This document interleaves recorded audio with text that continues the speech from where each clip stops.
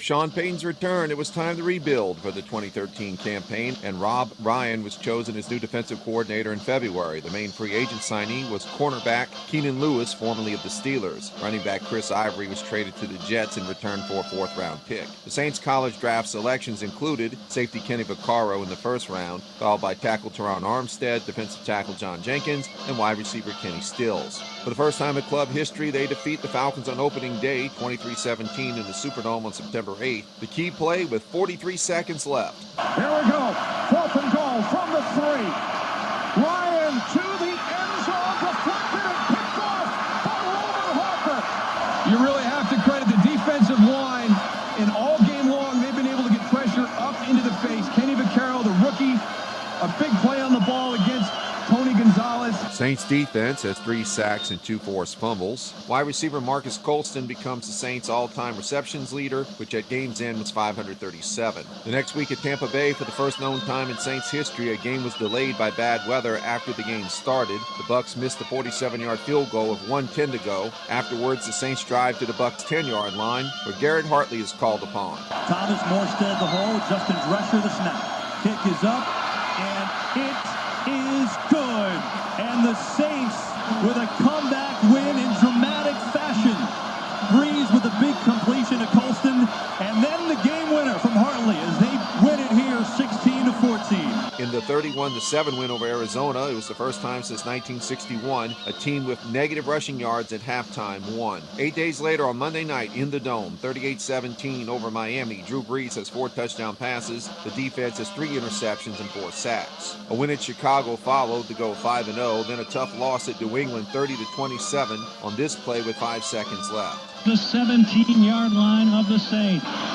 Brady calls for the football, steps up, throws into the end zone, and it is caught for the touchdown by Kenbrell Tompkins over Jabari Greer. I saw it, and I'm not sure still I believe it. The officials missed a false start and an offensive holding foul on that play. It was the first game of the season the Saints did not lead at halftime. Following a win at Buffalo, an upset loss at the Jets, 26-20, ex-Saints running back Chris Ivory has 139 rushing yards, Brees has 2 interceptions. A big turnaround the next week on Sunday night in the Superdome over Dallas, 49-17. Saints offense sets an NFL record with 40 first downs. Mark Ingram, 145 rushing yards, and a club record is also set with 625 offensive yards.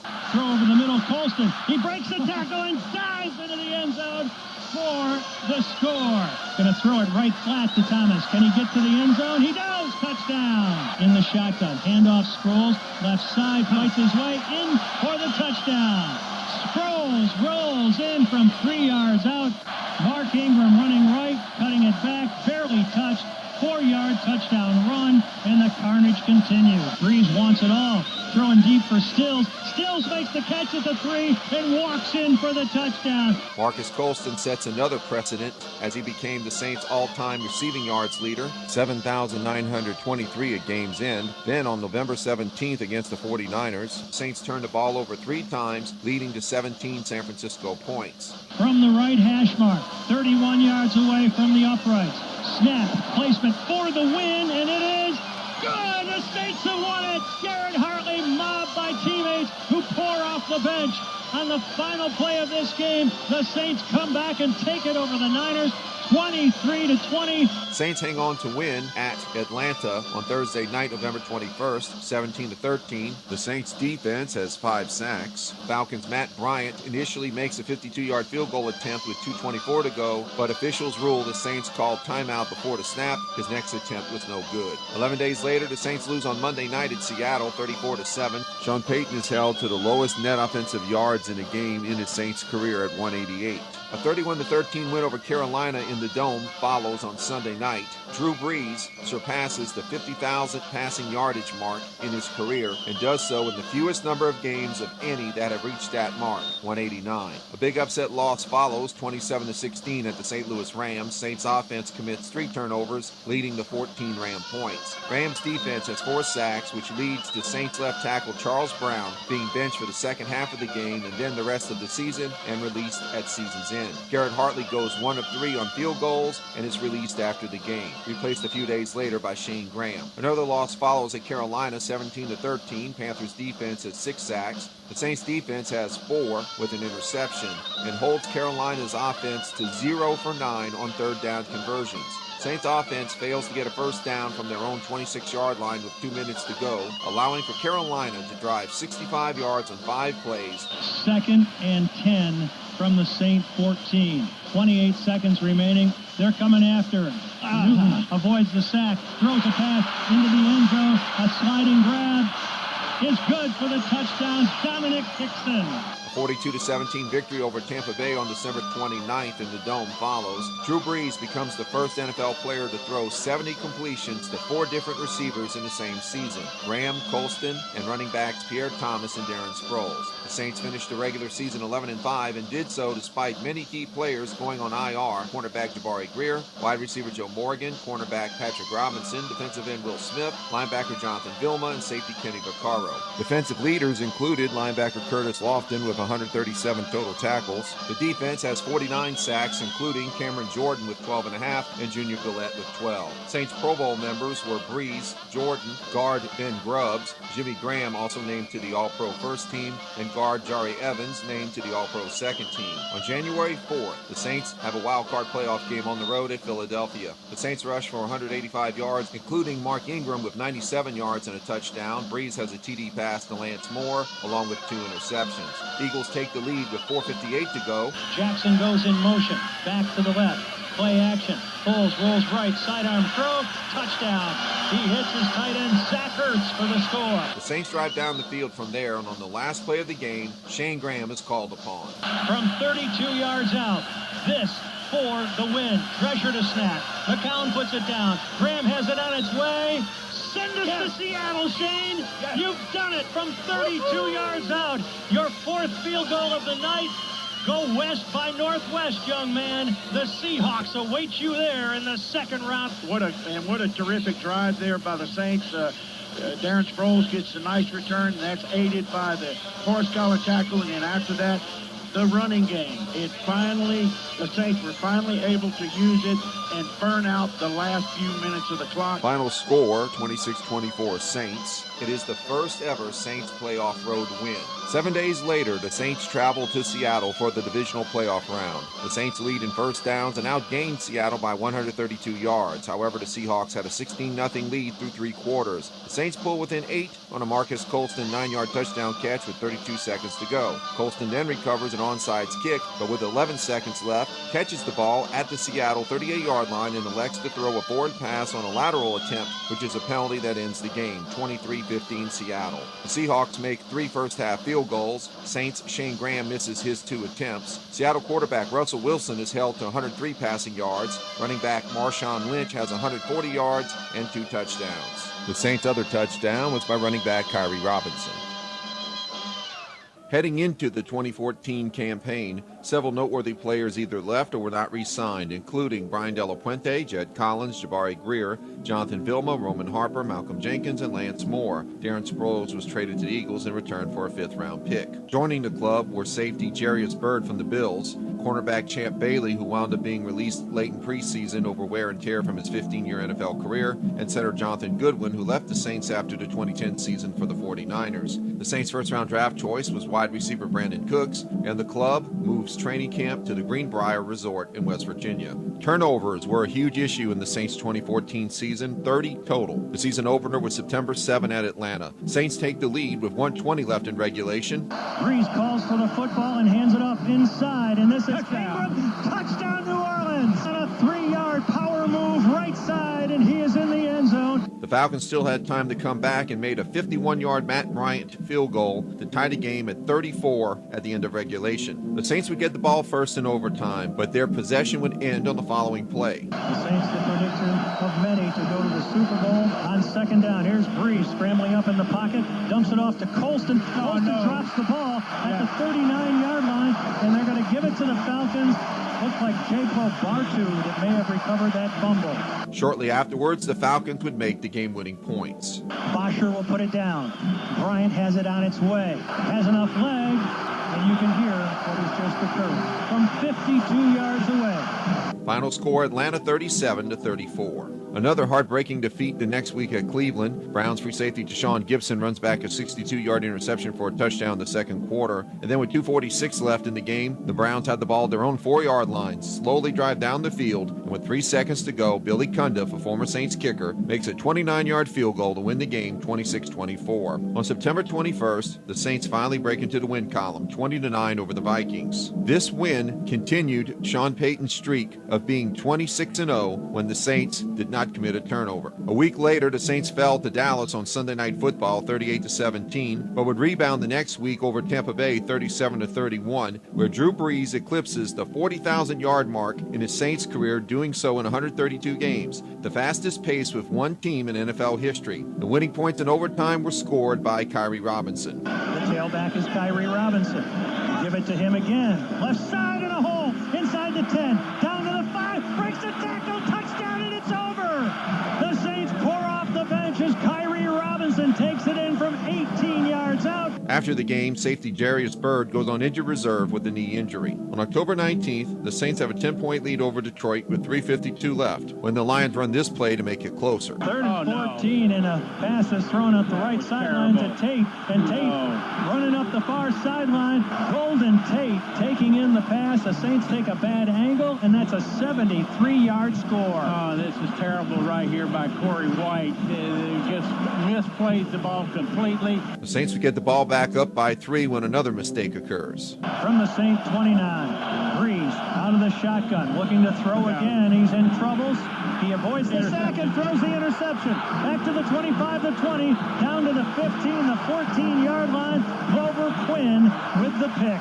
And then with 1:54 left in the contest, 3rd and goal from the 5. Stafford in the shotgun, Bell standing to his left. He wants to throw, does, back of the end zone, leaping grab, touchdown, Corey Fuller. final score Detroit 24-23. The next week, the Saints beat the Packers 44-23. Running back Mark Ingram has 172 yards. Kicker Shane Graham makes 3 field goals and is later named NFC Special Teams Player of the Month. And it's the first ever NFL game with no punts nor kickoff returns. 5 days later, the Saints beat the Panthers in Carolina 28-10. While the Saints defense had 4 sacks, the Panthers defense also had 4 sacks plus an interception and 3 forced fumbles. The Saints were 4-4 and met the 49ers on November 9th in the Superdome in what turned out to be a very pivotal and emotional contest. This play occurred with 1:55 left in regulation for the Saints to take the lead. 3rd and goal from the 2-yard line. Here's the throw, and it's going to be caught! Jimmy Graham! Slam, bam! Thank you, Graham! He's in from 2 yards out, and the Saints have their first lead of the day. Then on 4th down and 10 at the San Francisco 22-yard line with 1:05 left. Kaepernick calls for the football. Steps up, can't find anybody, rolls to his right, continues to look, still can't find anybody, stops and throws it wide deep open. downfield. Wide open is Crabtree at the 28-yard line, and he has the reception for a huge conversion. The yardage gained led to Phil Dawson kicking a 45-yard field goal that tied the game at 24. The contest would go to an extra period where with 5:28 left in overtime, Breed can't find anybody again. He's hit from behind. Ball is loose. Scramble forward at the 16-yard line. This is huge. The Niners come away with it now. one play later, the 49ers would kick the winning points. This will be a 35-yard field goal attempt by Dawson right between the hash marks. There's the snap and the placement. The kick is on its way. A line drive is through, and the 49ers win it in overtime. Final score, 49ers 27-24. 2 more losses would follow, 27-10 at home to Cincinnati, where wide receiver Brandon Cooks and safety Raphael Bush are lost for the season with injuries. Bengals running back Jeremy Hill has 152 rushing yards, and then 34-27 at home to the Ravens, where Baltimore safety Will Hill has an interception run back for touchdown, and running back Justin Forsett has 182 rushing yards. Punter Sam Cook has a 63-yard average, and Saints lose defensive lineman Broderick Buntley for the year with a quad injury. The club finally rebounds on November 30th thanks to Drew Brees' 5 touchdown passes, 35-32 at Pittsburgh. Saints defense would have 2 interceptions, and for the first time all season, an opponent misses a field goal attempt. A week later, the Saints are upset at home by the Panthers 41-10. Then 8 days later on Monday night, the Saints win at Chicago 31-15, featuring the Saints defense with 3 interceptions and 7 sacks. Despite being 6-8, the Saints controlled their playoff destiny. However, 6 days later, they lose to the Falcons 30-14. First time since 1980, the Saints lost 5 straight home games. Drew Brees has 2 interceptions. Running back Mark Ingram has a touchdown run, which was set up by this opening kickoff return. Jalen Saunders is the Saints return man, and he's going to bring it out 2 yards deep. Running to his right, he turns the corner. He's up to the 30, the 35, the 40. Just one man to beat. Go race at the 30, down to the 20, running toward the near pylon. Does he have anything left in the gas tank? 99 yards on the return. A key play occurred at the beginning of the fourth quarter. Tight end Jimmy Graham is ruled to have fumbled the football before it crossed the goal line and recovered by Falcons strong safety Kamal Ismail. At game's end, Falcons defensive end Osi Yemenian has an 86-yard fumble return for a touchdown. The Falcons defense would also have 5 sacks. After the game, running back Pierre Thomas, along with defensive linemen Akeem Hicks and John Jenkins, were all put on injured reserve with various injuries. The Saints win the next week at Tampa Bay 23-20 to finish 7-9, but miss the postseason. Safety Keenan Lewis has a key play in the fourth quarter. Here's McCown, short set, throwing the slant, and it is incomplete. In fact, knocked up in the air and intercepted by Lewis. Intended for King. Lewis has the carom, dancing around, giving ground back to midfield, but the Saints pick a great time to get their first turnover of this game, and they'll have it around midfield when we return. That interception sets up this play with just under 2 minutes left. Here's Brees throwing, and it's going to be caught by Colston inside the 15, down to the 10, diving for the pylon, and he has scored the touchdown for the Saints. Marcus Colston with his 68th touchdown reception from Drew Brees, a 36-yard strike. The Saints would add to the lead with 1:10 to go as Junior Gillette with safety Bucks quarterback Josh McCown. The Saints defense on the day would have 3 sacks, the Bucks defense 2 sacks and 3 interceptions. Drew Brees finishes the season with 33 touchdown passes, 17 interceptions, and moves into 4th place in NFL history with 56,033 passing yards. Mark Ingram has 964 rushing yards and 9 touchdowns. Tight end Jimmy Graham 10 touchdown catches amongst his 85 total catches. Linebacker Curtis Lofton 145 total tackles, and Junior Gillette has 10 sacks. A combination of overevaluated talent, Brees being sacked some 29 times, sacked 37 times the previous year, a turnover ratio of -13, and some discipline issues which included the suspension and later cutting of wide receiver Joe Morgan led to the losing season. It was time for honest reevaluation to put the club back on the winning track. And now it's time for another Saints timeout. Here's a brief salute to New Orleans-based women's professional football. It started back in 2002 with the New Orleans Spice of the National Women's Football Association.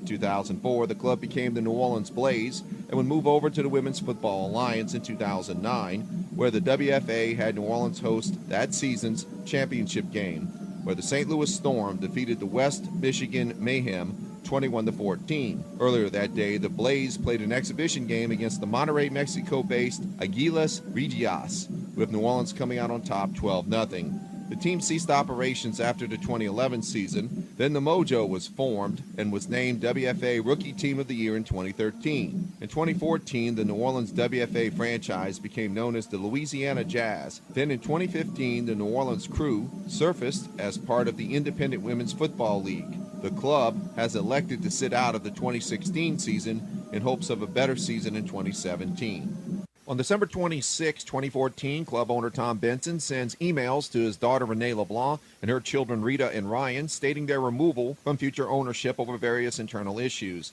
Benson later names his wife Gail as the next owner, to which the LeBlancs file suit 1 day later. By June 18th, the court rules Benson competent with future appeals. The month of March presented many personnel decisions, including the release of running back Pierre Thomas, along with wide receiver Robert Meacham, defensive tackle Broderick Bunkley, running back Tavares Cadet, center Jonathan Goodwin, and linebacker Curtis Lofton. Defensive end Junior Gillette was given a contract extension but would be released on July 24th over off-field issues. Guard Ben Grubbs is traded to the Chiefs for a 5th-round pick, and wide receiver Kenny Stills is sent to Miami for linebacker Daniel Ellerby and a 3rd-round pick.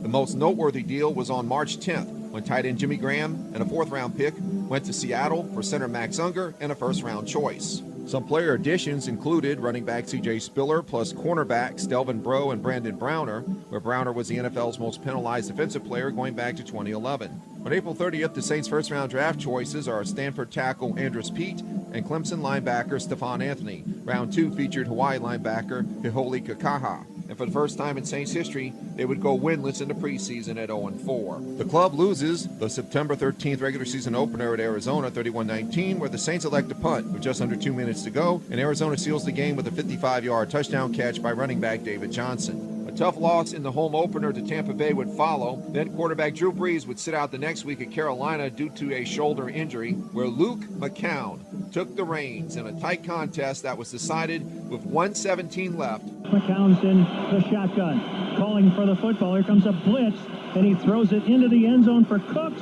Intercepted by Josh Norman with 1:09 to play. Final score, Carolina 27, Saints 22. Saints return man Marcus Murphy had a 74-yard punt return for touchdown in the contest. On September 30th, the Saints trade defensive tackle Akeem Hicks to the Patriots for tight end Michael Humanawani. On October 4th, on Sunday Night Football, the Saints finally broke into the win column over the Cowboys 26-20. Saints quarterback Drew Brees throws his 400th career touchdown pass and his 5,000th career completion. The Saints had a chance to win the game in regulation with 16 seconds to go, but Zach Hocker's 30-yard field goal attempt was missed. Saints win the toss to start the extra period and set an NFL record.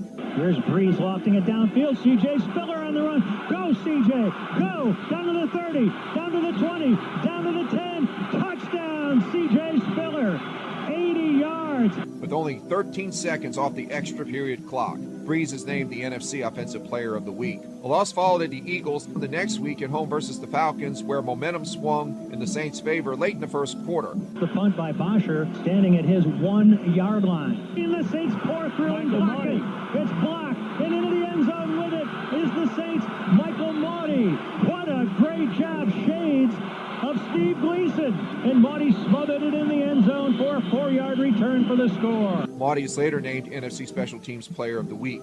This marks the first time in club history that a father-son combination had a touchdown. Michael's father, Rich, had done so in his Saints career in 1978. In that 31-21 Saints victory, tight end Ben Watson became only the third tight end in Saints history to have at least 10 catches in a game. The Saints defense had 3 fumble recoveries and 5 sacks. Shortly after the game, Zach Hocker is released as kicker and replaced later with Kai Forbath. The next week, the Saints hold off the Indianapolis Colts 27-21. Saints running back Kyrie Robinson scores 2 touchdowns, but later in the season would be put on IR along with running back Mark Ingram, amongst others. Things got wild and wacky on November 1st, where a total of 13 touchdown passes were thrown to set a new NFL game record, with Drew Brees having 7 and New York's Eli Manning with 6.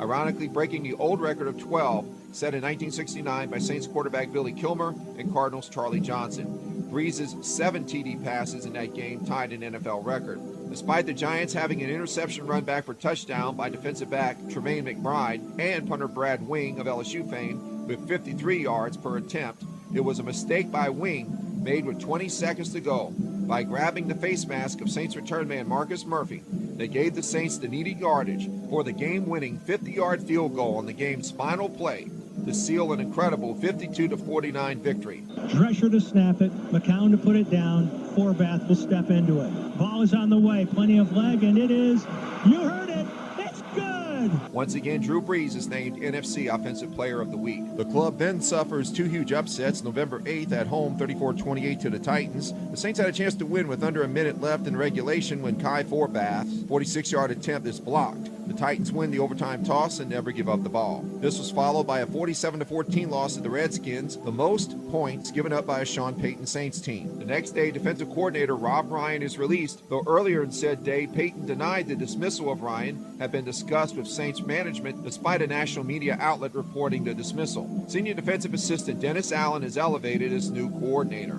Injuries were also critical in the club's defensive woes, and that also featured cornerback Keenan Lewis, who only started 1 game and played in 5 other contests before being put on IR in late November with a knee injury. On top of that, the club had 130 penalties on the season. After a bye week, the club loses at Houston 24-6. It's the first time since Christmas Eve of 2005 that the Saints don't score a touchdown, and the first time in 3 years Drew Brees doesn't have a touchdown pass. Another loss followed on December 6th 41-38 at home to Carolina. Saints linebacker Stephon Anthony makes NFL history by becoming the first player to run back an opponent's botched extra point attempt for a two-point conversion. The ball is blocked, and it's going to be taken up the other way for a two-point return if it goes all the way. Stephon Anthony again, inside the 20, inside the 15, the 10, the 5, and he is in. The Saints finally break back into the win column the following week at Tampa Bay 24-17. 8 days later on Monday night versus the Lions in the Mercedes-Benz Superdome, the Saints fall short 35-27. Saints quarterback Drew Brees has his 94th career 300-yard passing game to pass Peyton Manning's record,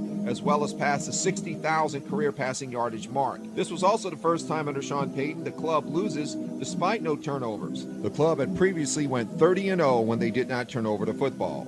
The turning point of the contest came near the end of the first half. When near the goal line, the Lions weren't penalized for calling a timeout they didn't have, and a Saints touchdown on the final play of the second quarter was negated by an illegal man downfield penalty on guard Jari Evans. Saints fans mourned in earnest on December 23rd with the news of longtime Game Day Superdome public address announcer Jerry Romig passing away at age 86. He served in said capacity from 1969 to 2013 and is remembered for a voice of vitality and invigoration. There was an opportunity, a timeout or whatever it was, I don't know, but I said, ladies and gentlemen, let's thank the New Orleans Saints for bringing us to the playoffs. And that place erupted. On December 27th, the Saints rebounded to the win column with a 38-27 home win over Jacksonville.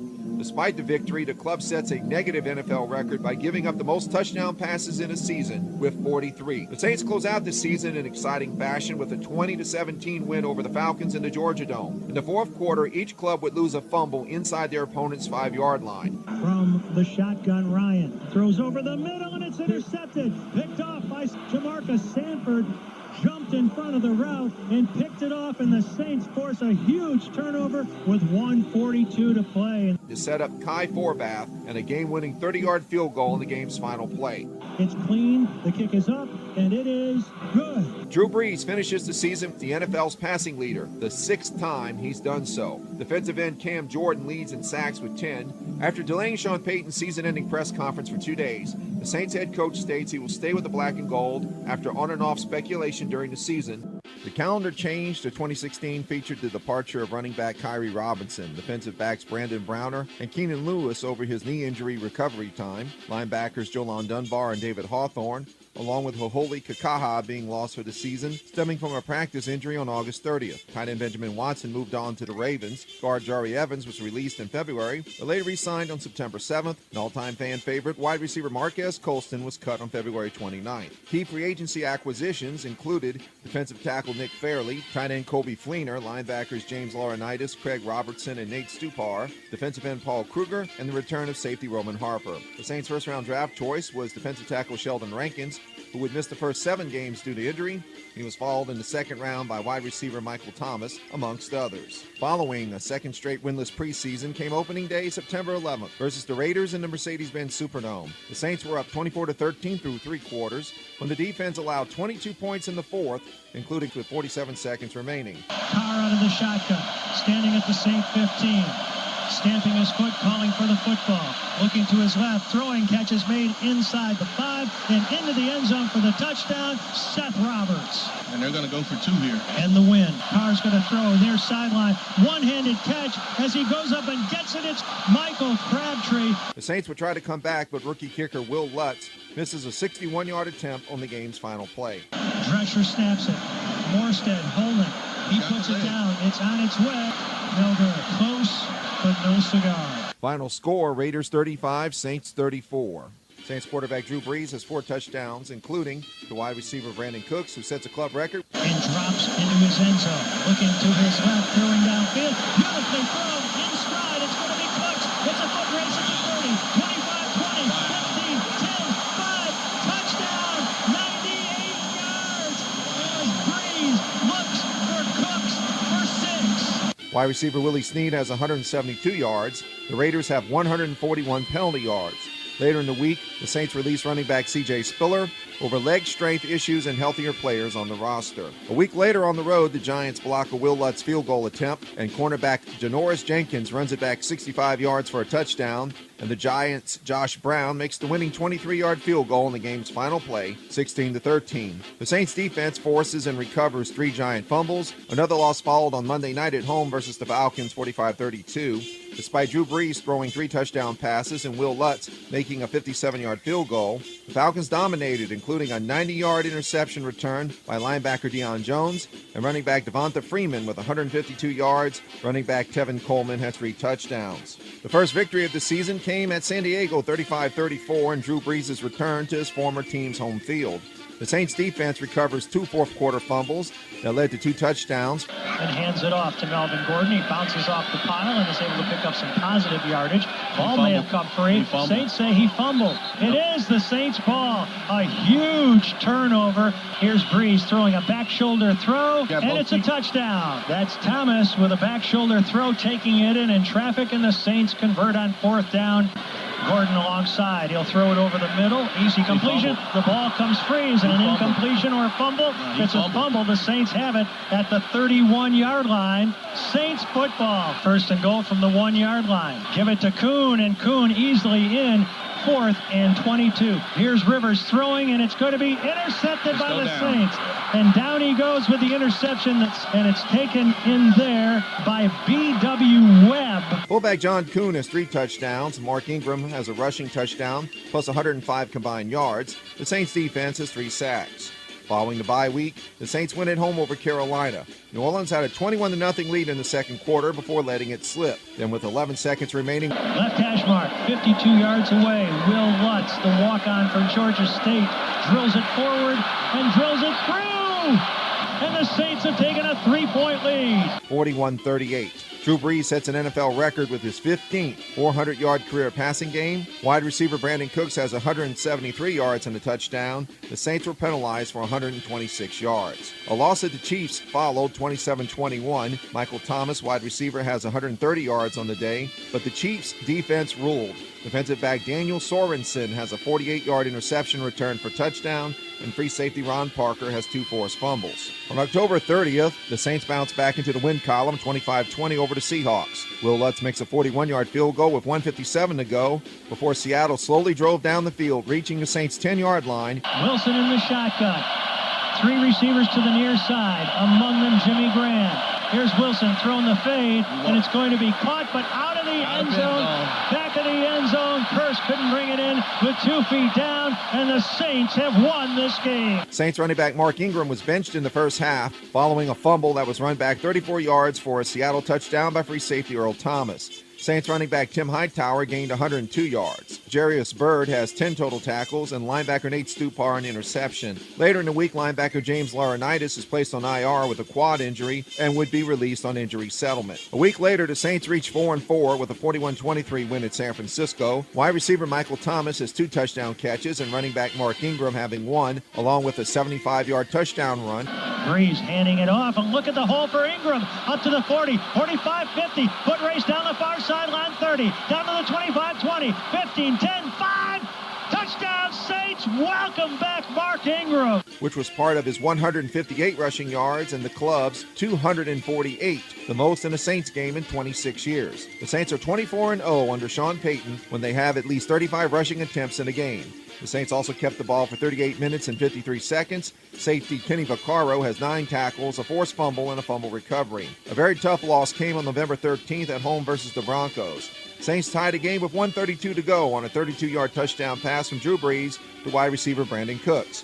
The following extra point attempt was blocked by Broncos safety Justin Simmons, who jumped over the line and was aided by a defensive lineman pushing down on the center's back, which is an uncalled foul, which allowed for the block kick to be run back by safety Will Parks for a 2-point conversion, though it was highly disputed whether or not Parks stepped out of bounds on the run back. Drew Brees had 2 interceptions in the contest. Willie Snead has 2 touchdown catches, and the Saints defense has 6 sacks and 2 interceptions. The Saints had a short prep week with a Thursday night contest at Carolina, resulting in a 23-20 loss. With 39 seconds left in the first half, Will Lutz's 38-yard field goal attempt is blocked by defensive tackle Vernon Butler and run back by linebacker Luke Keckley, which led to a wide receiver Ted Ginn touchdown catch a few plays later. The Panthers defense had 3 sacks, a forced fumble, and interception. 4 days later, head coach Sean Payton decided to bring in immediate help for his special teams by hiring an additional assistant in coach Kevin O'Day, formerly of the Buccaneers. For the rest of the season, kicker Will Lutz did not have any place kick attempts blocked. The Saints returned to the win column with a solid 49-21 victory at home over the Rams, who featured former Saints defensive coordinator Greg Williams. Sean Payton's club outdid the Rams in first downs 27-13 and had 308 more total net yards. Michael Thomas has 2 touchdown catches, Brandon Coleman 1. Mark Ingram has a rushing touchdown and 146 yards. And wide receiver Willie Snead threw a 50-yard touchdown pass to running back Tim Hightower. Wide receiver screen to Snead. He can throw as well. It's a lateral and across the field. He hits Hightower in stride. Down to the 10. Makes a move at the 8. He will score. Touchdown. The Saints defense had 2 fumble recoveries and an interception. Defensive tackle Sheldon Rankins has a forced fumble and a sack, with the team getting 3 sacks. The team's overall record was 5-6. Drew Brees would throw 6 interceptions in the next 2 games, including a loss versus Detroit 28-13, with the Saints getting 10 penalties for 83 yards. If that wasn't enough, a few days later, safety Kenny Vaccaro was suspended for 4 games for violating the league's policy on performance-enhancing drugs via the use of Adderall. Then at Tampa Bay, a 16-11 loss, where Will Lutz makes 3 field goals and defensive end Paul Kruger scored a safety. Running it and barely getting it back onto the field of play was Doug Martin. It's a safety. The Saints are saying safety, and it is. That was Paul Kruger, who did a great job of knifing inside. The Saints are penalized 13 times for 104 yards. After the contest, starting left tackle Teron Armstead is placed on IR for the season on December 18th in the Saints' 48-41 win at Arizona. Wide receiver Brandon Cooks has 2 touchdown catches and 186 yards. Running back Tim Hightower has 2 touchdown runs. The defense also steps up with 2 forced fumbles and recoveries. Cardinals have 3 rushing touchdowns, and their defensive end, Calais Campbell, has 2 sacks and a 53-yard fumble recovery for a touchdown. Following the game, linebacker Stephon Anthony and cornerback Delvin Breaux both go on injured reserve. Anthony was limited to only 9 tackles on the season, while Breaux had already missed weeks 2 through 8 with a nagging shoulder injury. On Christmas Eve, the club got back into the win column to wrap up their home game schedule with a 31-24 win over Tampa Bay. This victory gave Sean Payton the Saints record for most regular season wins in a career with 94, and it was Payton's 100th regular season and postseason club win combined. Mark Ingram had 2 touchdowns and a 2-point conversion, and safety Jarius Byrd has 2 interceptions. The Saints finished the season on the road at Atlanta in their final regular season game ever at the Georgia Dome. The Falcons led at halftime 35-10 and pull it out 38-32. Saints' Thomas Morstead averages 56 yards per punt in the contest. Some season marks include Drew Brees leading the NFL with 5,208 yards, Mark Ingram gets 1,043 rushing yards, and wide receiver Brandon Cooks has 1,173 receiving yards, Michael Thomas 1,137. Linebacker Craig Robertson led the team with 70 solo and 44 assisted tackles. Defensive end Cam Jordan has 7.5 sacks, defensive tackle Nick Fairley 6.5. This marks the 3rd straight season the Saints finished 7-9. 4 defensive backs went on IR, and a grand total of 10 players going on some form of season-ending injury listing since Game 1. Let's start with 2017. The Saints made an effort to improve by signing running back Adrian Peterson from the Vikings in free agency. Some signs of friction was seen during the season opener, ironically at Peterson's old team, when he appeared to yell directly at Sean Payton, Saints head coach, during the contest.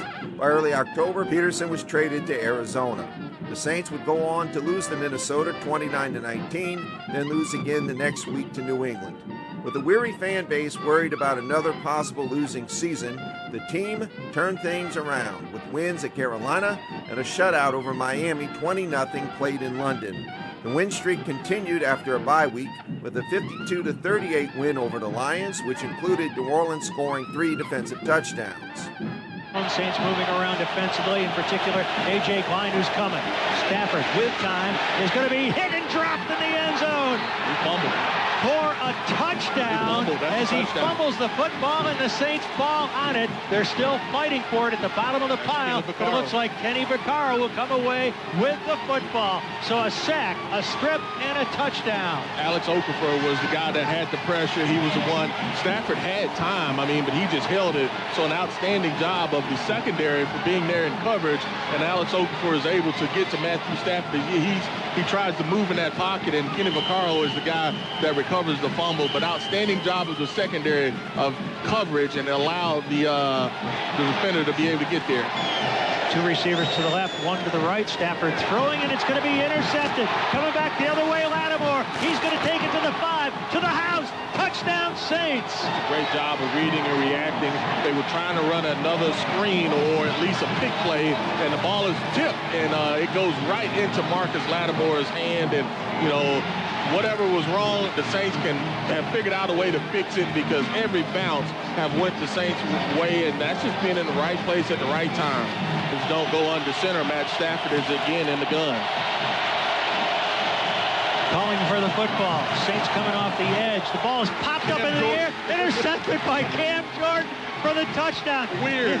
His first score in the NFL, and he dunks the football. That'll cost him a penalty and probably a fine.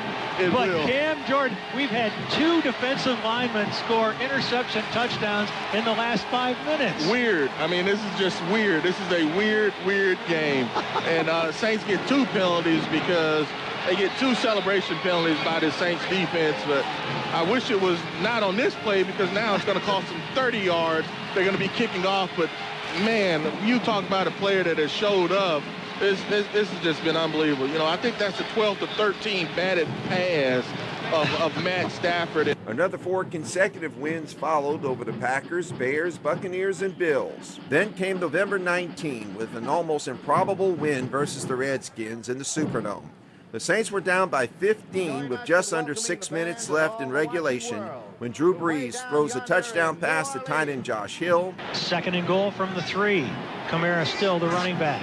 Brees pumps, throws to a wide open Josh Hill for the touchdown. And both of the defenders, they went with Alvin Kamara. Drew looked at them, and both of them, they just went automatically with Alvin Kamara. Josh Hill won't catch many easier touchdown passes than that. Then the defense forced Washington to punt. The Saints then drive 87 yards in under a minute, capping it off with an Alvin Kamara touchdown run. Brees again out of the shotgun with Kamara to his left. Hill and Ginn to the right. Thomas to the left along with Coleman. Here's Brees, well protected, going to throw, and it's bobbled, but then caught by Kamara, and he goes into the end zone. He bobbled it and then caught it, and he does a fleur-de-lis in the Gerard Street end zone for an 18-yard score. He's the special man. Let him have it. He caught that on the he bobbled it. He bobbled it, and you had 2 defenders, Redskins defenders, that almost hit themselves. And that's just an outstanding hand and eye coordination. Then a subsequent Kamara 2-point conversion to bring the game to overtime. Fleener and Josh Hall to the left side. Going to pitch it to Kamara. It's all on him, and he's in. Alvin Kamara runs for the pylon left side and dances into the end zone. What a rookie the Saints have found in this guy. Yeah, and the play was something that they've run a lot of.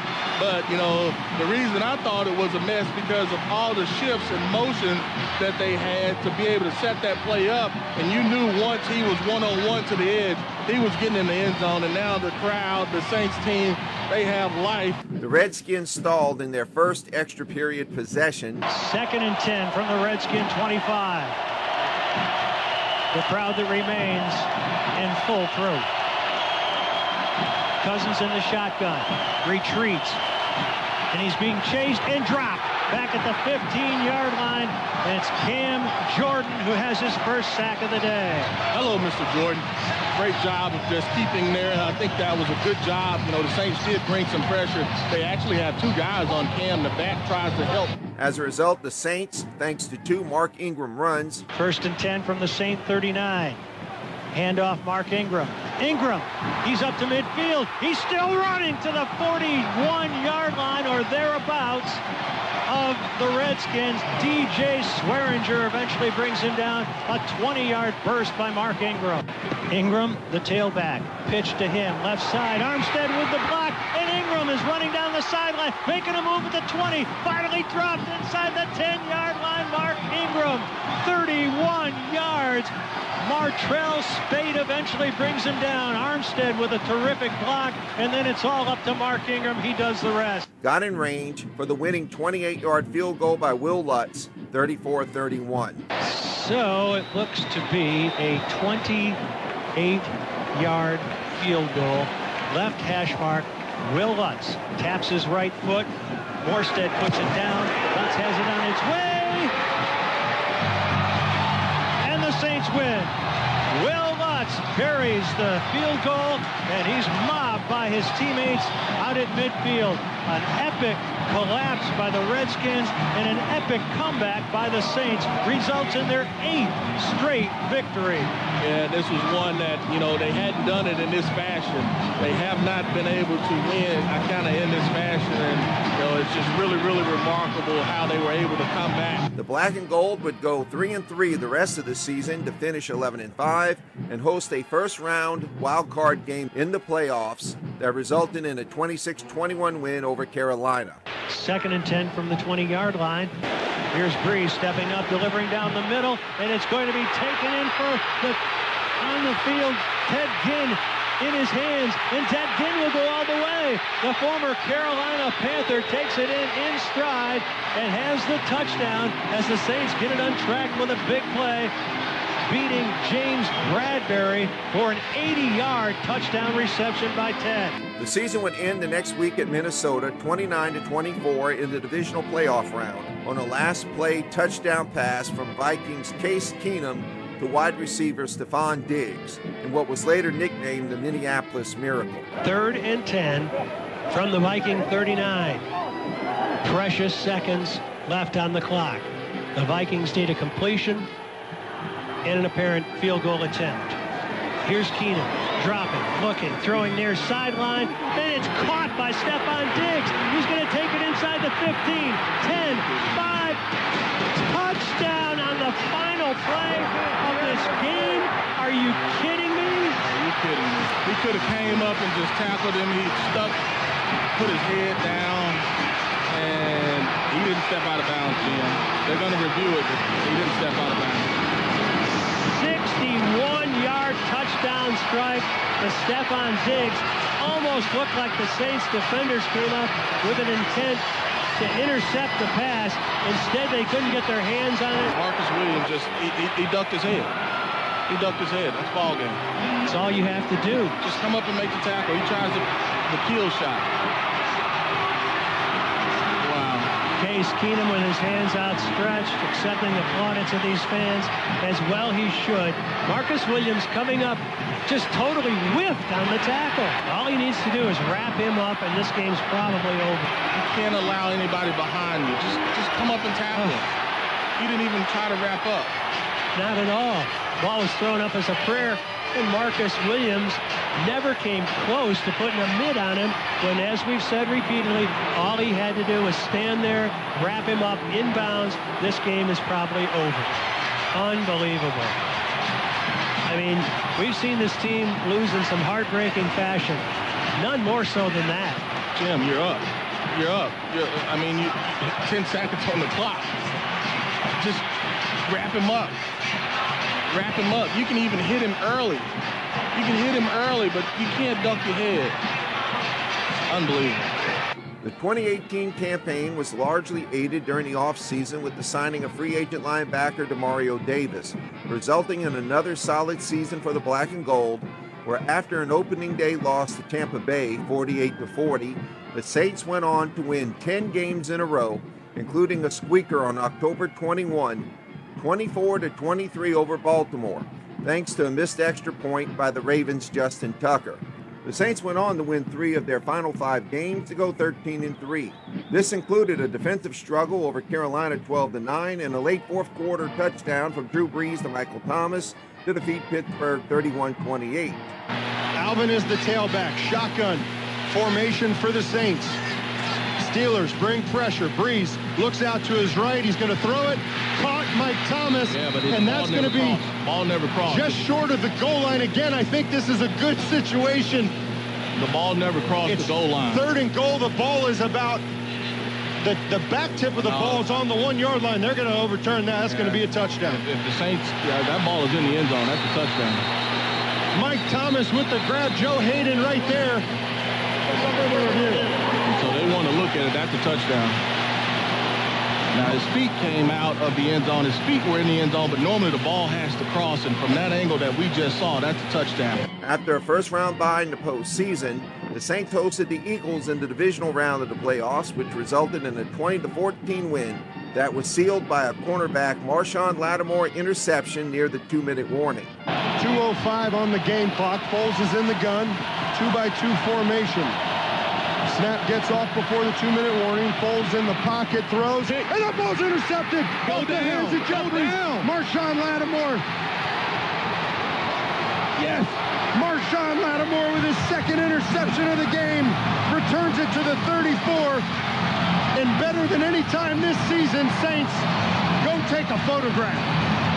Marshawn Lattimore with his 2nd interception of the game, his 3rd of the season against the Philadelphia Eagles. This one off Alshon Jeffrey's hands, and the New Orleans Saints are going to take over with 1:52 remaining, leading 20-14. Then came the NFC Championship game the next week versus the Rams, a contest that will forever be remembered for the no call, where with 1:49 left in regulation, Drew Brees throws a pass to receiver Tommy Lee Lewis, in which Rams cornerback Nikel Roby-Coleman committed pass interference but was not called by the 2 officials nearest the play, back judge Todd Krukup and side judge Gary Cavaletto. Well, Deuce, 1:49 remaining. We've got a 3rd down and 10.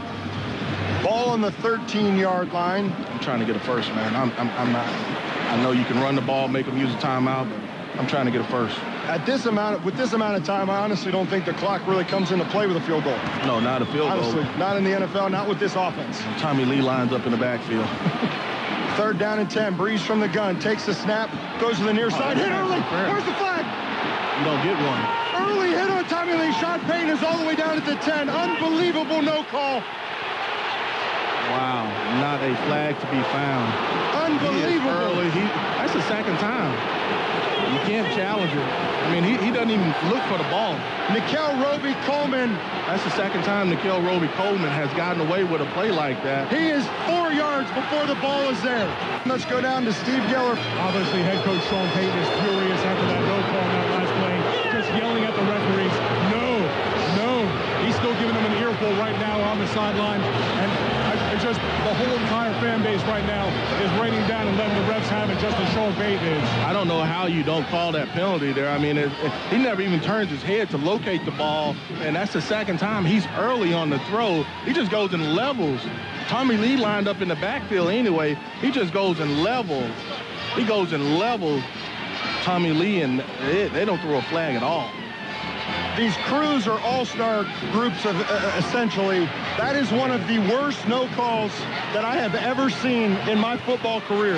Zach, it doesn't take a genius to see that one. Resulting in the clock stopping and the Saints kicking a field goal for a 3-point lead, with the Rams having enough time in regulation to kick a 48-yard field goal to tie the game at 23-all.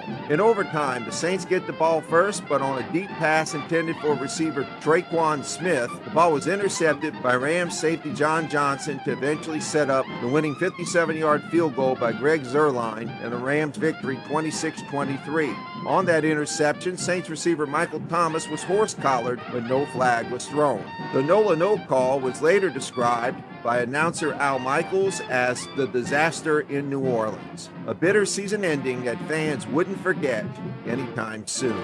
The 2019 campaign started off in exciting form as the Saints opened on Monday Night Football versus Houston that featured 3 scores in the final minute, capping off with a 58-yard field goal by Saints Will Lutz to win 30-28.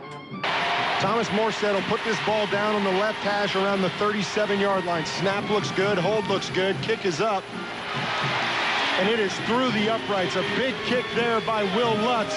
The Texans needing a touchdown. 43 seconds left, and he goes out of bounds, so the clock stops. Ball at the Saints' 37-yard line, left hash. Two linebackers up tight, looking to pressure here for the Saints. Watson in the gun, 3-by-1 again. Duke Johnson, the tailback, to his left. Shotgun snap, bell tie comes. Watson under pressure, throws down the seam, and that ball is caught, and in the end zone is Kenny Still. Breeze in the gun, 2-by-2. Drops back, three-man rush again. He throws. That ball is caught. Mike Thomas across midfield, and the Saints again going up, and finally Drew's going to call a timeout with 10, 11. I'm not sure what in the world they're doing. They tried to call a timeout, but they didn't call it. And they will spike it with 6 seconds left. Saints go empty. Houston's been in a three-man rush this drive. 3 receivers to the right for Breeze, 2 to the left. I'm going to the middle of the field right now with the ball and going down. Breeze still community, takes the snap. 2-man rush. Quick throw. That ball is caught, and down on the field is Ted Ginn to the 40-yard line, and the Saints call timeout. It's a long field goal to be 58 yards. Ball spotted on the right hash, 40-yard line. Will Lutz. Spot and hold her down. The kick is up. It's good! It's good! 58 yards. Will Lutz with the game winner. Saints win it. 30-28. Too much excitement for the first game of the season, though. I don't want this much excitement. After a loss the next week at the LA Rams, the Saints went on to a 6-game win streak to be 7-1 at the bye week. Following a loss to Atlanta, another win streak of 3 games occurred, all against divisional opponents, Tampa Bay, Carolina, and Atlanta. Following that came a nail-biter of a loss to San Francisco, 48-46. 1st and 10 from the 18. Breeze in the gun, trips, bunched up to his right. Kamara in the backfield. Niners bring pressure again. Breeze throws over the middle. That ball is caught. Traquan Smith at the time. Smith on the tackle. Into the end zone. Traquan Smith. Fred Warner in coverage. They bring pressure 18 yards to Traquan Smith for the go-ahead touchdown. You've got your money worth, fans. All right, Saints going for 2 to make this a 3-point game. They were unsuccessful earlier. Breeze is going to start under center. Kamara, the tailback. Ginn in motion left to right. Fakes the handoff to Kamara. Breeze looking to throw, and nobody even close to being home. A lot of contact in the end zone there on Traquan Smith, but no flag. It is incomplete and quite honestly not close. 4th down and 2. Stop here. Ends this game. Garoppolo in the gun. Kittle flips right to left. 3 receivers left for Garoppolo. Takes a snap, 4-man rush. Quick throw near side. That ball's caught by Kittle. He breaks through a tackle. He's to the 50, the 40, still pushing tacklers down to the 35. Flags come in everywhere. 3 flags on the field. Well, it's a face mask on Marcus. That's on Marcus. Oh, you got it. It's both players, I think, had face masks. Personal foul, face mask, defense, number 43. That 15-yard penalty will be enforced at the end of the run. Half the distance to the goal. Correction. Automatic. 1st down. You've got to be kidding me. 2 seconds remaining. Wisnowski, the holder for the 49ers. High snap. They get it down. Kicks on its way through the uprights, and the San Francisco 49ers are going to win this one. Then yet another 3-game win streak over the Colts, Titans, and Panthers to finish the regular season 13-3. The Saints would host the first-round wildcard game against the Vikings, which also ended in controversy, with the game tied at 20-20 going into overtime. Vikings tight end Kyle Rudolph was seen by some to have pushed off of Saints defensive back P.J. Williams, but no offensive interference was called, and the Vikings win in the extra period 26-20, bringing to the end of the season in another bitter fashion. 3rd and goal. Ball on the 4-yard line. Cousins in the gun. 3-by-1 to his right. Saints showing pressure. They bring pressure. Lob it to the back of the end zone. Touchdown, Kyle Rudolph. 1-on-1 in the back corner of the end zone. Kyle Rudolph and P.J. Williams. And the Minnesota Vikings come to New Orleans and beat the Saints. And for the 4th straight time, a 3-seed falls in the playoffs. And it is a push-off. And this could be a booth review. It's reviewable. He did get pushed. He never was able to jump. That's a full extension with the right arm by Kyle Rudolph. And of course, this would come down to a review. The officials are jogging off the field, it appears. Yeah, the officials are jogging off the field. I mean, P.J. Williams takes the hand right to the middle of the numbers in the back of the end zone on the game-winning catch, and stuff falling out of the rafters towards the officials. There's no booth review or anything. There has been no signal of any kind of review. Both the teams kind of looking around saying, are they going to do this or not? They didn't even look at it. It is a booth review now, but it looks like this one is going to end here in New Orleans. In the regular season, the Saints had an amazingly low 8 turnovers lost on offense, along with only 6 interceptions allowed.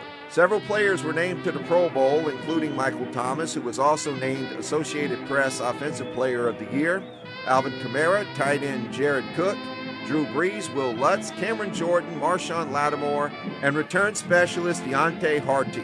2020 was truly an awkward season league-wide, with countless COVID-19 restrictions causing many stadiums initially not being allowed to have any fans in attendance before a gradual allowance of a few hundred on average per game would be permitted. Most noteworthy is Drew Brees would miss extended playing time primarily from games 11 through 14 due to injured ribs. He would later admit that he was fully healthy for only one game in 2020. The Saints started the campaign with a win over Tampa Bay, followed by losses at the Raiders and at home versus Green Bay. This was followed by a 9-game win streak, which included a Monday night game at home versus the Chargers. Shotgun snap goes to Herbert. Looking downfield, has time, throws one down the far sideline, has a man wide open at the 20-yard line, and he will walk backwards into the end zone. That's Mike Williams. Patrick Robinson turns completely around and stops running. He stops running. He's looking for Malcolm Jenkins to be the deep safety there, and it's just a go route. I mean, you're at drop 8. Drop 8, and nobody covers the go route. 3rd and 4 for the Saints, 1:07 and counting on the clock. Taysom Hill at quarterback, Kamara to his right, 2-by-2 with the receivers. Emmanuel Sanders motions. Now, Taysom around the right edge. He's going to walk into the end zone. Taysom Hill from 9 yards out for the touchdown. Where their kicker Michael Badgley missed a 50-yard field goal on the last play of regulation to bring the game to overtime. Michael Badgley. Snap and hold look good. Kick is away.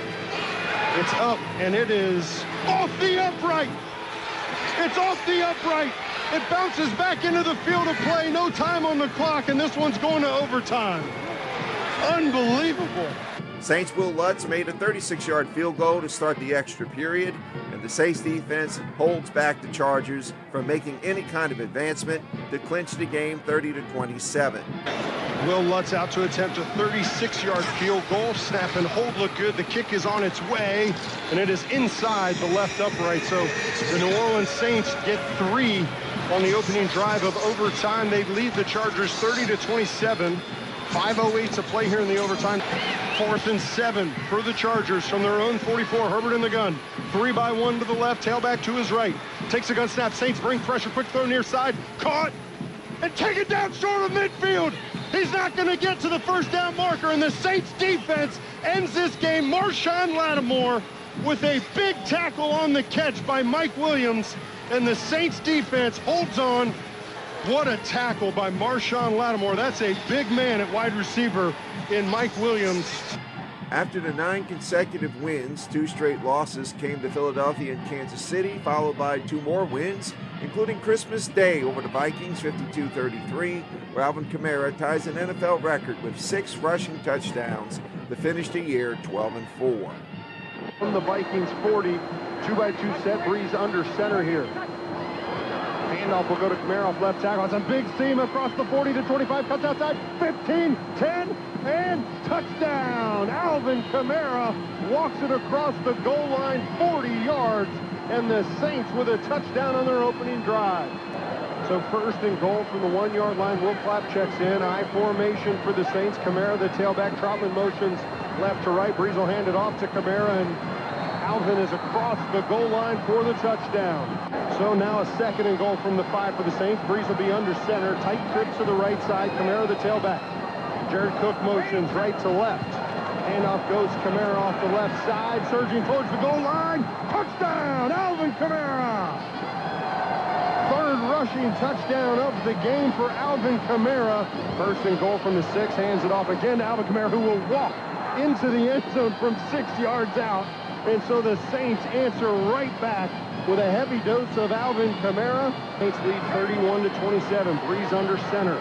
Kamara in the backfield. Callaway motions. The handoff will go to Kamara, looking for space. Stutter step, spins through a tackle, and he's across the goal line. Alvin Kamara with his 5th rushing touchdown of the game. He's running out of dancing. Alvin Kamara, tailback. It'll be an I formation. Breeze under center. They motion Troutman left to right. Handoff goes to Kamara, looking for space on the right side towards the goal line. Touchdown, Alvin Kamara. Even number 9 gets the end zone to Snow Ames. That was arranged on the sideline after the 5th one where he said, I'm tired of counting with my fingers. So Alvin Kamara, with his 6th rushing touchdown of the game, ties the most ever in an NFL football game, Ernie Nevers back in 1929. The Saints went on to defeat the Bears 21-9 in the wild card playoff round, which was also the first ever playoff game broadcasted by the Nickelodeon Kids cable TV network. Then came a divisional round game in the Superdome versus the Buccaneers, a competitive battle known for Drew Brees going against Tom Brady. The Saints led 20-13 late in the third quarter when Saints tight end Jared Cook fumbled the ball and Tampa Bay's Devin White recovers to swing the momentum in the other direction. Brees will be in the gun, pro set, backs to either side. Now Kamara up on the line of scrimmage. 3 receivers to the right, Mike Thomas alone to the left. Bucks bring 5, now 6. Brees to throw, caught Jared Cook crossing the field, and the ball is out, and it's picked up by Tampa Bay. Devin White at midfield, cuts to the outside, and shoved out at the 40. Jared Cook, again, the same thing that happened in Tampa Bay. It doesn't hurt you there. It absolutely crushes you in this football game. And that's Jared Cook, who he and that defender, I mean, he's got it. That's Winfield. He just punches it out. The Bucks go on to score 17 unanswered points, aided by 2 interceptions, to win 30-20. It not only ended the Saints season, but would later be announced it was also the end of Drew Brees' playing career, which will eventually lead to a bust in the Pro Football Hall of Fame in Canton, Ohio. The Saints' campaign for 2021 seemed to bring back the ill-fated roller coaster pattern of wins and losses. The team went the season without wide receiver Michael Thomas, who suffered from knee issues stemming from the 2020 campaign.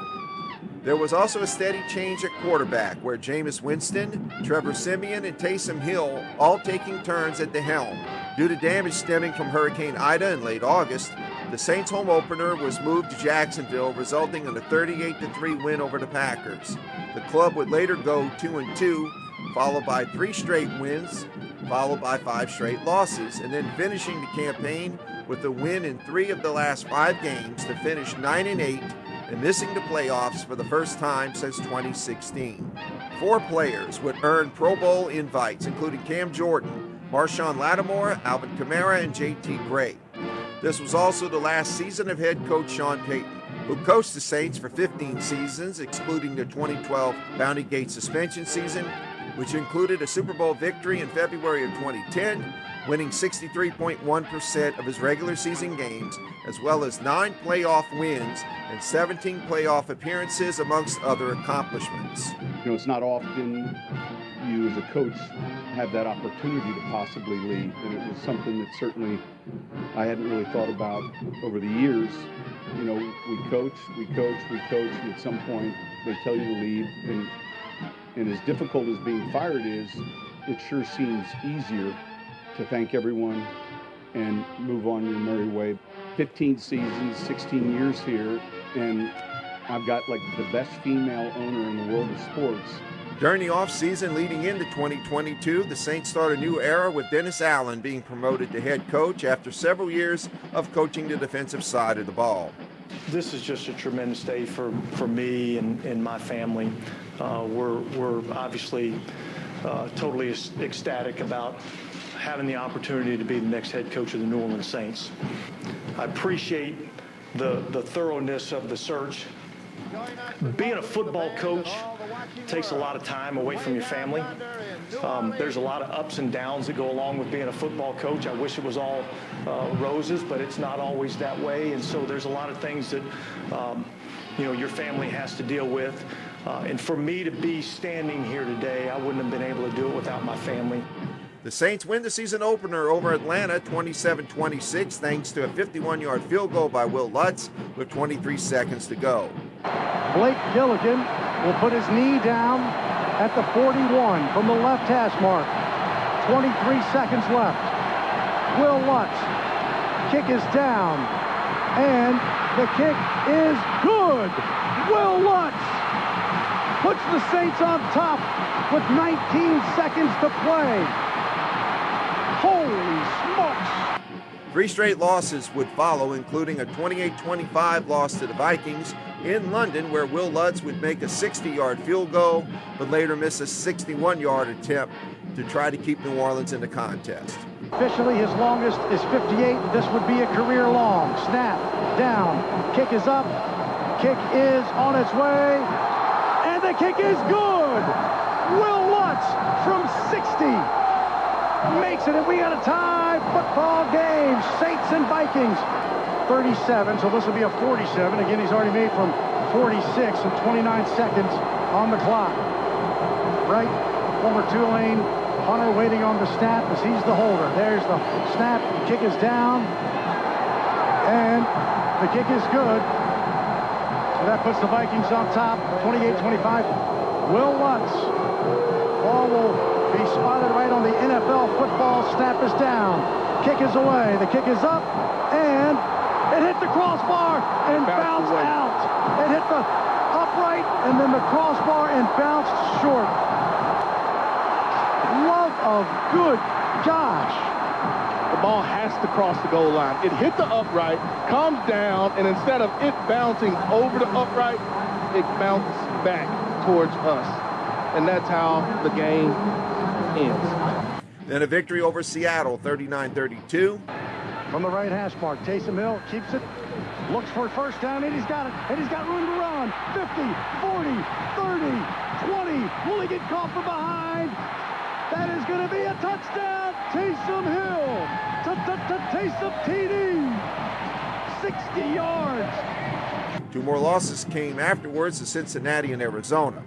Then came a shutout victory to Allen's former team, the Raiders, 24-0. 11th play of the drive, second and goal for the Saints. They're at the 3. Under center now it's Dalton. He's got Kamara behind him, brings Juwan Johnson in motion. Handoff to Kamara inside, and Kamara, can he get pushed in? He does! Alvin Kamara on the near side. The officials say touchdown. Sure they'll look at it, but if it is, that'll be his first of the year. Dalton is in the shotgun from the left hash, has Kamara to his left, Johnson to his left. Olave and Callaway to his right. Takes the snap, looks to throw. Does throw across the middle. Kamara makes the catch. Inside the 5. On his feet still. Could not break the plane. Now he does break the plane. Touchdown Saints. Kamara had his back to the goal line, but stuck it out with the ball. He was wide open across the middle. What a play by Alvin. Just stuck it out. Hello there, Drew Brees. 16 yards, touchdown. 1st and 10 for New Orleans after the Kamara run. He stays in the game to Dalton's left. This from the left hash mark at the 36 of the Raiders. Taysom is to the far left. 2 receivers to the right. Long count. Dalton to throw. Looking. Dumps it across the middle. Kamara's got it. 25, 20, 15, 10. Near side, and he will scoot into the end zone. Alvin Kamara does it again. 3 for 3. 3 TDs for AK. In the next 5 games, the Saints would only win 1 to go 4-9 heading into the bye week.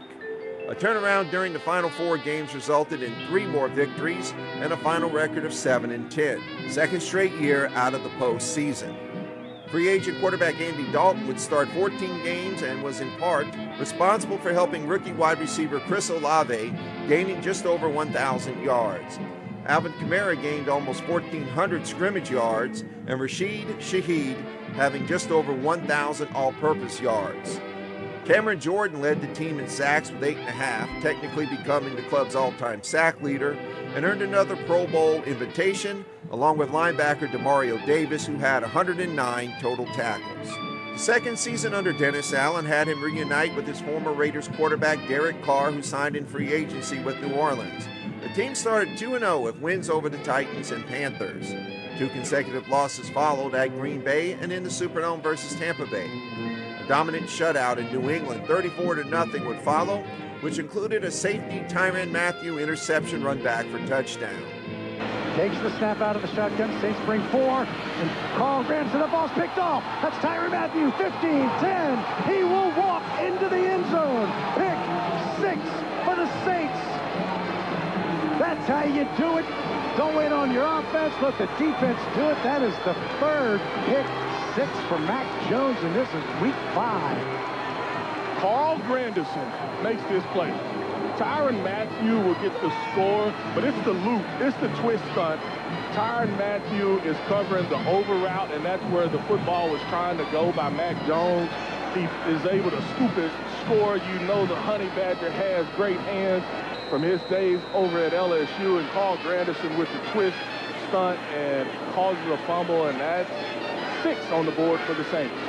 2 losses came afterwards to Houston and Jacksonville, then 2 straight wins over the Colts and Bears, then another loss, this time to the Vikings, to go 5-5 at the bye week. In finishing the schedule, the Saints won 4 out of the last 7 games to end the season with a 9-8 record and missed the postseason once again. This stretch included back-to-back losses to Atlanta and Detroit, followed by lopsided wins over Carolina and the New York Giants. After a loss to the LA Rams, 2 victories wrapped up the season in defeating Tampa Bay and Atlanta, where in that 48-17 victory over the Falcons, Saints quarterback Jameis Winston was asked to go take a knee to finish out the contest near the Falcons' goal line. Instead, he disobeyed Coach Allen's play call and ran a play out of victory formation to give running back Jamal Williams a chance to score his only rushing touchdown of the season. So they do take a knee. Take a knee. It's victory formation. Jameis. No, he gives it to Jamal Williams. Oh, wow. And Jamal Williams gets the touchdown. Oh, wow. And there it is, the 1-yard gain. Oh, that's what he did. No way. So Tyrann was going to go down anyway? No, Tyrann wasn't going down. He just Tyrann was trying to score. Right, he wasn't trying to score. No, Tyrann was trying to score. No. Tyrann was trying to score. Well, then why didn't he just run it in? He was like he was waiting around for people. He wasn't trying. He got caught. That's what he was doing. Saints look like they're coming out and taking a knee. Right. We don't have any love lost for you right there. Right. And now they're about to... That's no love lost. That they wanted Jamal to score. And this is almost, it's just one that they wanted to get Jamal a touchdown. I knew that for a fact. After the game, Falcons head coach Arthur Smith was livid with Dennis Allen over what appeared to many to be running up the score. And Smith refused to listen to Allen's side of the story. Alvin Kamara finishes the season with 1,160 scrimmage yards. Chris Olave goes just past 1,000 receiving yards. Rashid Shaheed is named the return specialist to the Pro Bowl after earning almost 1,500 all-purpose yards. And linebacker Demario Davis also earns a Pro Bowl invitation with 121 total tackles. Tyrann Mathieu and Paulson Adebo each have 4 interceptions. The 2024 Saints campaign, which of course was the 3rd season of head coach Dennis Allen, started with high hopes, with the club going 2-0 after pronounced victories over Carolina and Dallas. The following 2 games stayed close until late in the 4th quarter, with losses to the eventual world champion Eagles 15-12 and the Falcons 26-24 on the last play field goal. From there, the team would further slide with another 5 straight losses, including a Thursday night game 33-10 to Denver, led by former Saints head coach Sean Payton. Allen would be released on November 4th, following a 23-22 loss at Carolina. Special teams coach Darren Rizzi took over as interim head coach and greatly helped the team by being a motivational force, which resulted in winning the next 2 games versus Atlanta and versus Cleveland, where all previous Saints interim head coaches had only won 1 game each. After a bye week, the club would go 1-5, which included a win at the Giants 14-11, thanks to a Brian Brise blocked field goal to tie the game with 11 seconds, and it's low. I don't think the Saints got it. I think the Saints got a piece of it. Missed it. Graham Gano. It came out like a wounded duck. It looked like they rushed the mechanics of it. No, it was blocked. Brian Brise. It was blocked. Brian Brise did catch it. Came off to take a little breather, brought in Nathan Shepard, and he came back in and blocked it. Yeah, he did. He jumped over the line as well. Will escape. Oh, my goodness. And a close loss versus the Commanders 20-19 on a missed 2-point conversion at game's end to finish the season 5-12. Spencer Rattler out of the shotgun. Looks to throw, stands, does throw. Caught! Corner of the end zone! And that's Foster Moreau! The Saints have climbed all the way back, but not yet. They're down one. And they're going for two. Here we go. Ball's at the 2. 2-point conversion. 20-19. You win it or you lose it. One play. Rattler rolls to his right. Now throws, incomplete. Incomplete in the corner of the end zone. Bullet pass. Trying to hit Juwan Johnson. And Johnson kind of got his hands on it, but not much. Yeah, that's a hard throw. That's a hard catch. Saints defensive end Cam Jordan sets a club record for most games played by a defensive player, which was 226 at season's end. And now one more Saints timeout. On February 9th of 2025, Super Bowl 59 was held in New Orleans, with the Philadelphia Eagles returning against the Kansas City Chiefs, who were making an attempt for a three-peat as Super Bowl champions. But the Philadelphia Eagles had other plans, and they ended that hopes of the three-peat by defeating the Chiefs 40-22. Thanks to a solid defense that sacked Patrick Mahomes of Kansas City 6 times and forced 2 turnovers, including a pick 6 by the Eagles' Cooper DeJean. Here's Mahomes, pressure right away. Mahomes is sacked. Josh Sweat gets home. 2nd and 14, 4-man rush. Mahomes pressured again, sacked again. 3rd and 16, Mahomes rolling out, looking, firing, intercepted, picked up by Cooper DeJean, gets a block. DeJean is in, touchdown. Here's Mahomes, 4-man rush over the middle, and it's intercepted again. This time it's Zach Bond, and the Eagles are set up inside the 10. He's done his best to hang in there, but again, not his natural position in the pros. Hurts lets it go, complete. A.J. Brown, he's in, touchdown. Try to tire this deeper. Now the Eagles get it back. We're going to run some clock, or maybe throw the dagger. Hurts going deep for it all. Devontae Smith, he has got it, touchdown. Eagles quarterback Jalen Hurts and his offense steadily had the ball throughout the contest, eating up some significant time on many of their drives, which included a 24-0 lead at halftime. The Chiefs would come back to some degree, outscoring the Eagles in the second half by a margin of 22-16, but it just wasn't enough. Final score, Eagles 40, Kansas City 22. Eagles quarterback Jalen Hurts is named the Super Bowl MVP. The Eagles take home a Super Bowl victory, their second, ironically their first appearance in the big game was Super Bowl 15, played in New Orleans when they lost to the Raiders back in January of '81. On February 11, 2025, the Saints hire Eagles offensive coordinator Kellen Moore as their head coach. First, I just want to thank everyone for coming for this awesome opportunity. This is the start of an incredible place. This place truly is a special place for my family, for the opportunities we've had the last couple of weeks to win a Super Bowl in the Caesars Superdome, and to now become the head football coach of the New Orleans Saints. This is such an incredible place, and we can't wait to make it home, and we truly feel honored. This would be a rebuilding season with many player retirements, including Ryan Ramczyk, Derek Carr, and Tyrann Mathieu. The college draft was led by tackle Kelvin Banks Jr. and quarterback Tyler Shuck. Spencer Rattler would start under center for the first 8 games, with New Orleans going 1-7. Injuries included 2 offensive linemen lost before season start, plus center Eric McCoy out for the year during Game 7 at Chicago. Then injuries at running back with Alvin Kamara, Devin Neal, and Kendre Miller all missing several games. Kicking struggles were present, with Blake Grupe being released after 11 games, replaced with practice squad veteran Charlie Smith. 2 major in-season trades occurred, where guard Trevor Penning went to the Chargers, plus return man Rashid Shaheed traded to Seattle for 2 draft picks. Tyler Shuck would start the rest of the season and would go 5-4, including defeating the eventual division champion Carolina Panthers twice. 3rd and 7, Saints 1 of 4 on 3rd down. Shuck has two receivers to his right, two to his bottom, and Devin Neal to his right. Here comes some pressure. Shuck out of the shotgun. Throws it deep down the far sideline looking for Olave, who makes the catch. And Olave will just tiptoe down the sideline into the end zone for a touchdown. 3rd and 7 becomes touchdown. Chris Olave, 62 yards for Chris Olave, and that is the longest of his career. But it's 3rd down and 11. Shuck out of the shotgun, takes the snap. Panthers bring 4. Shuck rolls to his left, now throws it up, and he's got Juwan Johnson down the left sideline. Touchdown, New Orleans.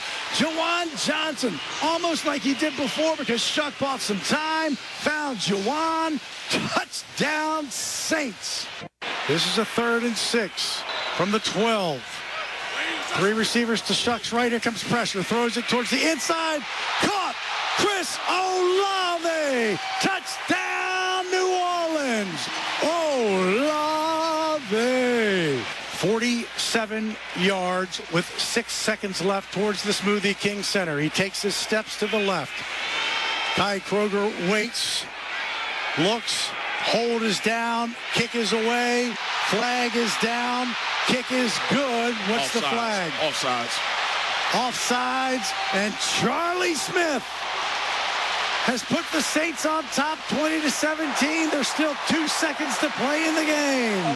Final record 6-11. Taysom Hill reached an NFL precedent on December 21st versus the Jets by becoming the first player in the Super Bowl era to have 1,000 career yards in 3 categories: rushing, receiving, and passing. Taysom Hill is at quarterback. 3rd and 5, throwing for the end zone. Wide open, Chris Olave. Taysom Hill put a bow on that gift for Christmas.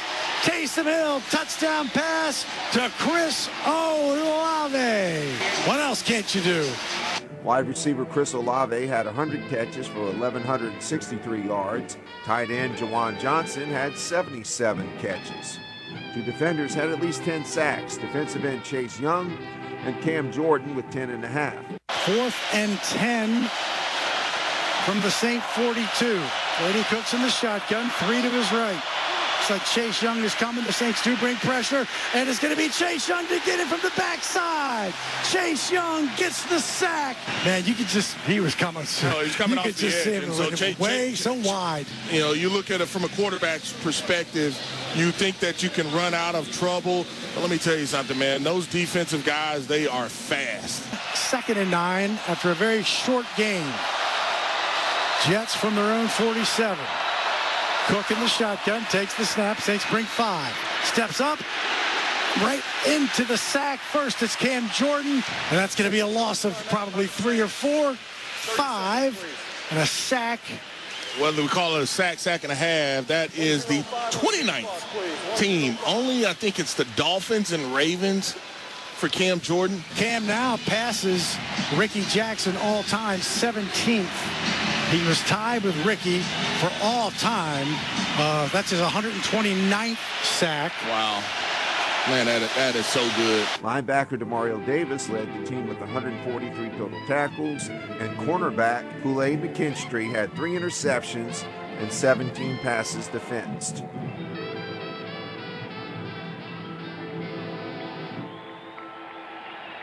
To wrap up our audio special, we decided to do a brief salute to some of the more well-recognized names, if not names that should be recognized, from many of the contests that were played in New Orleans prior to the Saints coming to town. And then we'd like to give you our list of some of the names from days gone by that played for the New Orleans Saints by decade all the way through the 2010s. We start off with the 1926 contest between the Chicago Bears and Regional College All-Stars. Without a doubt, the biggest name for the Bears was running back Red Grange. Amongst the regional former college all-star players, we like to salute halfback/punter Moon Ducote and quarterback Lester Lautenschlager, formerly of Tulane. And 1934, when the Bears were back in town to play yet another group of former collegiate football players. Recognized names for the Bears include running back Bronco Nagurski, tackles Link Lyman and George Musso, along with end Bill Hewitt. Amongst the collegians we recognize, quarterback Bucky Moore, running back Joe Tetlow, and end Jerry Dalrymple. The 1938 contest between the Pittsburgh Pirates, later, of course, the Steelers, and the Cleveland Rams. For the Steelers, running back Byron Whizzer White and end Wilbur Sortet. For the Rams, halfback Bob Snyder, end Jim Benton, tackle Jack Robinson, and defensive back Jules Alphonse. The 1949 contest between the Lions and Eagles, the Lions running back Bullet Bill Dudley, and for the Eagles, running back Steve Van Buren, who also played at LSU, and Pete Fijos, center linebacker Chuck Bednarik, and running back Boss Pritchard. The 1960 contest between the Packers and Steelers. For Green Bay, quarterback Lamar McCann, wide receiver Max McGee, defensive back Hank Greminger, defensive back John Simak, running back Jim Taylor, offensive tackle Forrest Gregg, guard Jerry Kramer, defensive end Willie Davis, and linebacker Ray Nitschke. And for Pittsburgh, defensive end Ernie Stautner. The 1962 contest between the Oilers and Patriots. For Houston, running back Billy Cannon, quarterback and kicker George Blanda, and wide receiver Charlie Hannigan. For Boston, guard Tony Sardisco. The 1963 contest between the Cowboys and Lions. For Dallas, running back Amos Marsh, defensive back Bob Lilly, and linebacker Leroy Jordan. For Detroit, quarterback Earl Morrall, punter Yale Larry, and linebacker Joe Schmidt. The 1963 contest between the Bears and Colts. For Chicago, defensive end Doug Atkins, defensive tackle Earl Leggett, linebacker Bill George, running back Rick Caceres, and running back Bo Farrington. For Baltimore, tackle Jim Parker. In 1964, the Cardinals played the Packers. For the Cardinals, we recognize safety Jerry Stovall, defensive back Pat Fisher, and quarterback Charlie Johnson. And for Green Bay, quarterback Bart Starr. The 64 contest between the Cowboys and Bears, we salute Chicago Bears defensive back Richie Pettibone and defensive back Rosie Taylor, both New Orleans natives. And we also salute defensive back Dave Witzel. And for the Dallas Cowboys, defensive tackle Bob Lilly. The 65 contest between the Colts and Cardinals. For St. Louis, defensive back Abe Woodson. For Baltimore, we recognize quarterback Johnny Unitas, tight end John Mackey, wide receiver Willie Richardson, running back Tom Natty, running back Lenny Moore, guard Jim Parker, linebacker Dennis Gaubetz, and defensive back Alvin Heyman. For the 66 contest between the Vikings and Lions, for the Vikings, we salute center Mick Tingelhoff, linebacker Roy Mooney Winston, and defensive end Jim Marshall. For Detroit, wide receiver / punter Pat Studstill. The 66 contest between the Colts and Eagles, we remember Baltimore's Johnny Unitas at quarterback, along with the other quarterback Gary Quazzo, tight end John Mackey, and tight end Butch Wilson. For Philadelphia, defensive back Joe Scarpati, and running back Earl Groh, a native of Terrebonne Parish, Louisiana. And now we have our salute by decade to many recognized names in the past for the New Orleans Saints. And from the 1960s, we recognize quarterback Billy Kilmer, running backs Andy Livingston and Tony Baker, fullback Tom Barrington, wide receivers Danny Abramowitz and Dave Parks, tight end Ray Pogue, offensive tackles Errol Linden and Jerry Stern, guards Jake Cupp and Dale Williams, center Joe Wendrowski, defensive ends Doug Atkins and Brian Schweda, defensive tackles Dave Rowe and Mike Tilleman, linebackers Johnny Brewer, Fred Whittingham, Steve Stonebreaker, and Ted Davis. At the cornerbacks, Elijah Nevitt and Gene Howard, safeties Dave Witzel and Bo Burris, kicker Tom Dempsey, punter Tom McNeil, and return man John Gilliam. Special teams coverage player Bill Cody, deep snapper Jackie Burkett, and Dave Witzel will also be on the list as the holder for the specialty kicks. From the 1970s, quarterback Archie Manning, running backs Chuck Muncie and Tony Galbraith, fullback Jack Holmes, wide receivers Wes Chandler and Bob Newland, tight end Henry Childs, offensive tackles Don Morrison and J.T. Taylor, guards Emmanuel Zanders and Conrad Dobler, center John Hill, defensive ends Joe Owens and Aloysius Grooms, defensive tackles Bob Pollard and Derlin Moore, linebackers Jim Merlo, Joe Fetterspiel, Pat Hughes, and Wayne Coleman, cornerbacks Ernie Jackson and Vivian Lee, safeties Tommy Myers and Chuck Christ, kicker Gerald Yepremian, punter Tom Blanchard, kick and punt returner Howard Stevens, special team coverage man Rich Maudie, deep snapper John Hill, and holder Tom Blanchard. The 1980s, quarterback Bobby Hebert, running backs George Rogers and Reuben Mays, fullback Buford Jordan, wide receivers Eric Martin and Jeff Groth, tight end Hobie Brenner, offensive tackles Stan Brock and Dave LaFari, guards Brad Edelman and Steve Trapillo, center Steve Court, defensive ends Frank Warren and Bruce Clark, defensive tackles Jim Wilkes and Tony Elliott, linebackers Ricky Jackson, Sam Mills, Jim Kovach, and Pat Swilling, cornerbacks Dave Waymer and Johnny Poe, Safeties Russell Gary and Frank Watley. Kicker Wharton Anderson, punter Brian Hansen, kick and punt returner Mel Gray, special teams coverage player Benny Thompson, deep snapper Jim Peterzak, and the holder Brian Hansen. From the 1990s, quarterback Jim Everett. Running backs Dalton Hilliard and Mario Bates. Fullback Lorenzo Neal. Wide receivers Quinn Early and Michael Haynes. Tight end Wesley Walls. Offensive tackles William Rofe and Richard Cooper. Guards Jim Dombrowski and Chris Port. Center Joe Hilgenberg. Defensive ends Joe Johnson and Brady Smith. Defensive tackles Leroy Glover and Wayne Martin. Linebackers Mark Fields, Vaughn Johnson, Winfred Tubbs, and Ronaldo Turnbull. Cornerbacks Vince Buck and Jimmy Spencer. Safeties Gene Atkins and Sammy Knight. Kicker Doug Bryan, punter Mark Royals. Return specialist Tyrone Hughes. Special teams coverage J.J. McCleskey. Deep snapper Kendall Gammon. And holder Mark Royal. From the 2000s, quarterback Drew Brees, running backs Deuce McAllister and Reggie Bush. Fullback Mike Carney, wide receivers Joe Horn and Marquez Colston, tight end Billy Miller. Offensive tackles John Stinchcomb and Jamal Brown, guards Jari Evans and LaCharles Bentley. Center Jerry Fontenot. Defensive ends Charles Grant and Will Smith. Defensive tackles Norman Hand and Brian Young. Linebackers Scott Fujita, Jonathan Vilma, Charlie Clemens, and Scott Shanley. Cornerbacks Mike McKenzie and Fred Thomas. Kicker John Carney. Punter Mitch Berger. Return man Michael Lewis. Special teams coverage Steve Gleason. Deep snapper Kevin Hauser and holder Toby Going. Finally in the 2010s, once again quarterback Drew Brees. Running backs Mark Ingram and Pierre Thomas. Fullback Jed Collins. Wide receivers Michael Thomas and Lance Moore. Tight end Jimmy Graham. Offensive tackles Zach Streeth and Teron Armstead. Guards Larry Warford and Jari Evans. Center Max Unger. Defensive ends Cam Jordan and Alex Okafor. Defensive tackles Cedric Ellis and Sheldon Rankins. Linebackers Curtis Lofton, A.J. Klein, Demario Davis, and Junior Gillette. Cornerbacks Marshawn Lattimore and Jabari Greer. Safeties Malcolm Jenkins and Kenny Vaccaro. Kicker Will Lutz. Punter Thomas Morstead. Return man Darren Sproles. Coverage player Taysom Hill and Justin Hardy. And the holder Luke McCown.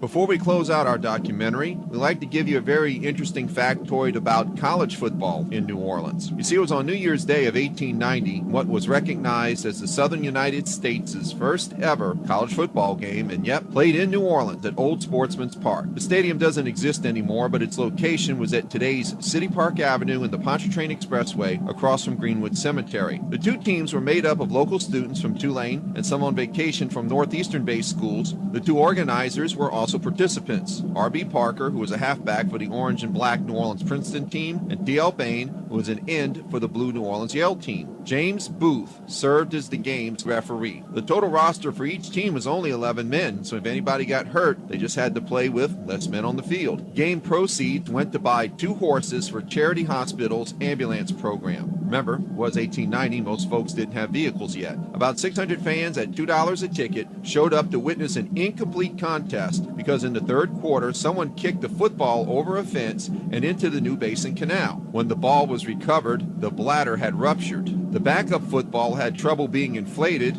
so as a result, the game could not continue. Final score, blue team 0, orange and black team 0. 5 days later, after all expenses were paid, Parker and Bain presented $312 to Charity Hospital. Almost 4 years later, on November 25th of 1893, T.L. Bain put together New Orleans' first college football game involving 2 true university programs, in Tulane and LSU, also at Sportsman's Park. He coached both teams, officiated the game, even put up the goalpost himself. Final score, Tulane 31-0. No surprise that T.L. Bain would later be known as the father of Louisiana football. Thank you for stopping by on this journey down memory lane, and may all your gridiron memories be golden, or in many cases, black and golden. I'm William Taylor.